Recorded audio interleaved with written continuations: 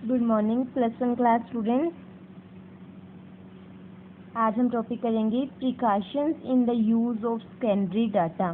Precautions means सावधानियाँ, कि जब हम सेकेंडरी डाटा को यूज़ करते हैं तो उसके लिए कौन कौन सी सावधानियाँ हमें यूज़ करनी पड़ती हैं। तो सेकेंडरी डाटा कौन सा डाटा होता है जो हम खुद कलेक्ट नहीं करते, किसी से डाटा एज इट इज़ ले लेते हैं। तो अगर हम खुद नहीं कलेक्ट कर रहे, किसी एजेंसी से, किसी इंस्टीट्यूट से ले रहे हैं, तो उसके लिए हमें कुछ सावधानियां भी बरतनी पड़ती हैं। देखो इंट्रोडक्शन में, we know that secondary data are collected by others. Secondary data होता है जो दूसरे पर्सन कलेक्ट करते हैं, हम नहीं कलेक्ट करते। Therefore one needs to be very careful while using these data. इसलिए हम जब भी उसको यूज़ करें तो हम केयरफुल होने चाहिए कि वो पर्सन जो पर्सन कलेक्ट कर रहा था वो क्या एक्सपीरियंस्ड था, रियल था, मतलब एप्लीकेबल था उसके लिए। तो हम ये सारी प्रिकॉशंस हमें अपने मन में, माइंड में होनी चाहिए। Connor has rightly stated that statistics, especially other people statistics, are full of pitfalls. तो जो कॉर्नर है, ठीक है, इकोनॉमिक्स तो उसने बोला है कि जो स्टैटिक्स होती है मीन्स डाटा होता है वो जो दूसरे पर्सन कलेक्ट करते हैं, अदर पीपल्स, दूसरों का जो डाटा होता है वो फुल ऑफ डिफ़िकल्टीज होते हैं, क्योंकि वो हमने खुद ने कलेक्ट नहीं किया होता। तो उसका ऑब्जेक्टिव और हमारा ऑब्जेक्टिव डिफरेंट भी हो सकता है, तो इस वजह से वो फुल ऑफ डिफ़िकल्टीज होते हैं। Some of the notable questions to be borne in mind while dealing with secondary data. तो जब भी हम सेकेंडरी डाटा का यूज़ करते हैं तो कुछ पॉइंट्स हमारे माइंड में होने चाहिए, जैसे वेदर द डाटा रिलायबल, क्या जो डाटा हमने लिया है वो विश्वास योग्य है। Second, whether the data suitable for the purpose of inquiry, क्या जो डाटा हमने कलेक्ट किया है वो पर्पज के लिए ठीक है, मीन्स हमारा ऑब्जेक्टिव और उसका ऑब्जेक्टिव सेम है। Third, weather the data adequate, क्या जो डाटा हमने कलेक्ट किया है वो हमारी ज़रूरत के अनुसार, एडिक्यूट मीन्स इनफ है, जितना चाहिए। तो ये पॉइंट्स हमें माइंड में रखने पड़ते हैं।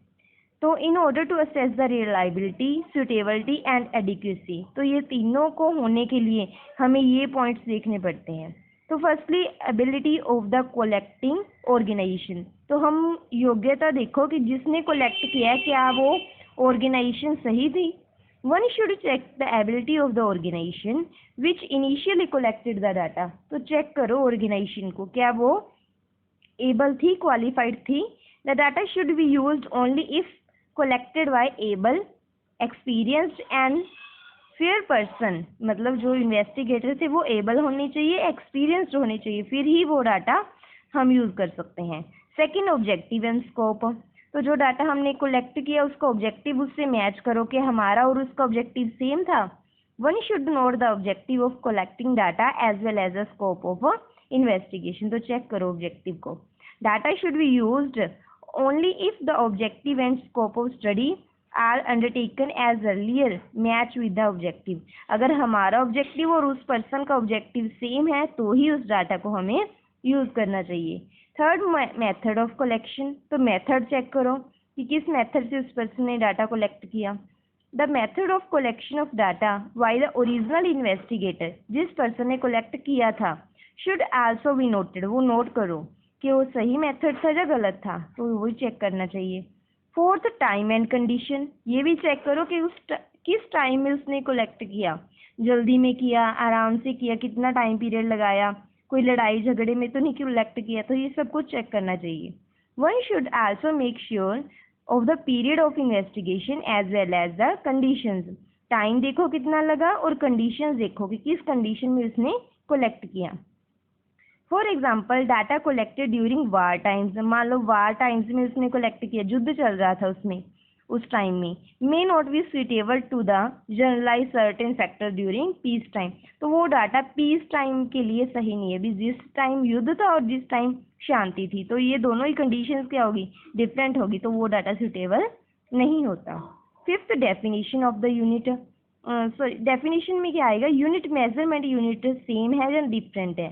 One should also make sure that the units of measurement used in initial collection are same adopted in the present study, तो measurement unit भी उसकी और हमारी सेम होनी चाहिए।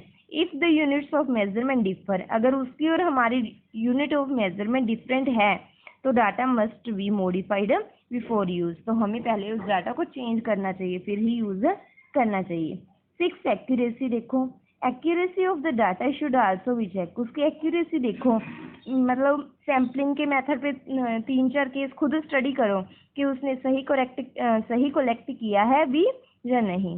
If the available data do not confirm to the required degree of accuracy, अगर उसमें accuracy नहीं है तो दी शुड बी डिस्कार्डेड, तो हमें उसको यूज नहीं करना चाहिए। तो ये प्रिकॉशंस हैं, precautions in the use of secondary data, तो ये आपने लर्न करनी है। और ये इस 3rd chapter collection of data का लास्ट टॉपिक है, तो आपने ये 8th पॉइंट नहीं करना, तो 7 तक ये कंप्लीट आपने लर्न करके रखना है और राइट भी करना है इस चैप्टर को कंप्लीट फेयर नोटबुक पे। Okay, thank you students.